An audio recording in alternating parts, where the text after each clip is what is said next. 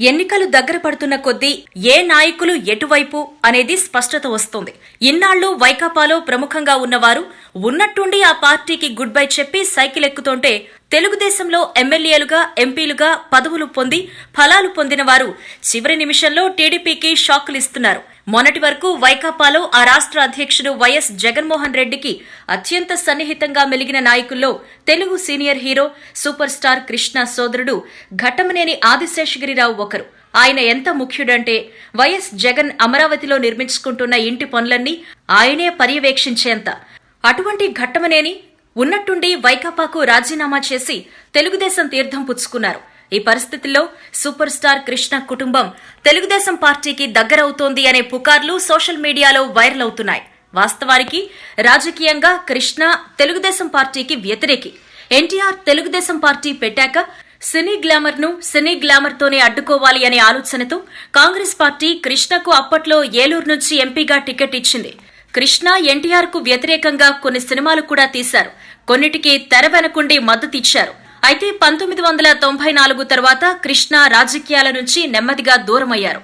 కృష్ణ సోదరుడు ఆదిశేషగిరిరావు, వియ్యపురాలు గల్లా అరుణకుమారి కాంగ్రెస్ పార్టీలో కీలక స్థానాల్లో కొనసాగుతూ వచ్చారు. అరుణకుమారి అయితే మంత్రిగా కూడా చేశారు.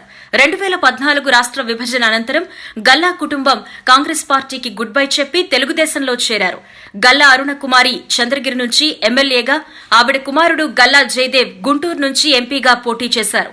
అరుణకుమారి ఓడిపోగా జయదేవ్ గెలుపొంది ఇటు రాష్ట్రంలో అటు కేంద్రంలో కూడా ఆయన పనితనంతో ఎంతో పేరు తెచ్చుకుంటున్నారు. ఈ పరిస్థితుల్లో అటు బావ ఇటు బాబాయ్ తెలుగుదేశంలో క్రియాశీలకంగా మారడంతో ప్రిన్స్ మహేష్ బాబు కూడా ఈసారి ఎన్నికల్లో తెలుగుదేశం పార్టీకి మద్దతు ప్రకటిస్తారు అని, అవసరమైతే ప్రచారం కూడా చేస్తారు అని అటు శాటిలైట్ ఛానల్స్ లో ఇటు సోషల్ మీడియాలో చర్చలు నడుస్తున్నాయి.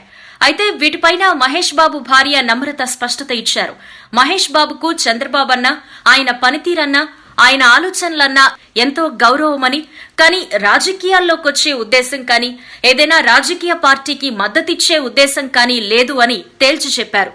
తన బావ జయదేవ్ గల్లాను మహేష్ ఒక హీరోలాగా అభిమానిస్తారు అని, అయినా కూడా రాజకీయాల విషయానికొస్తే తన బావకు మద్దతు ప్రకటించాల్సి వచ్చినా తన భావాలను మహేష్ పరిమితంగానే వెల్లడిస్తారు అని, అది కూడా సోషల్ మీడియా ద్వారా మాత్రమేనని నమ్రత తెలిపారు. ఈ వీడియో మీకు నచ్చినట్టయితే లైక్ చేయండి, షేర్ చేయండి. మరిన్ని ఇంట్రెస్టింగ్ వీడియోస్ చూడడానికి మా ఛానల్ కు తప్పక సబ్స్క్రైబ్ అవ్వండి.